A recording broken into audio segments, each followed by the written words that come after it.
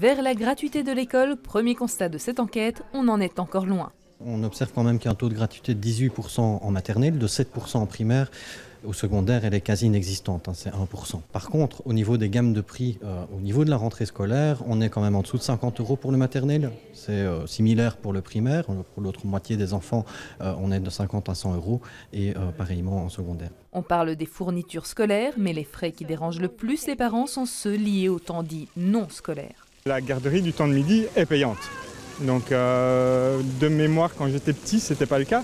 On était surveillés par mes profs. 185 € d'inscription en début d'année, puis il y a encore tous les bouquins, il y a encore les voyages, donc ça chiffre quand même fin d'année.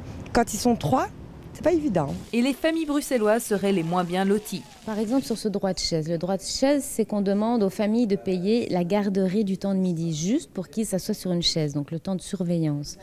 On voit que c'est plus de 56% des parents bruxellois qui doivent payer ce droit de chaise, là où c'est 5% dans la province de Liège. Ce principe de gratuité fait l'objet de discussions dans le pacte pour un enseignement d'excellence. Ce que la Constitution prévoit aujourd'hui, c'est l'accès gratuit à l'enseignement. Et c'est le cas, il n'y a pas de minerval dans l'enseignement obligatoire. Par contre, bien sûr, il y a des frais autorisés, des frais interdits, des frais facultatifs.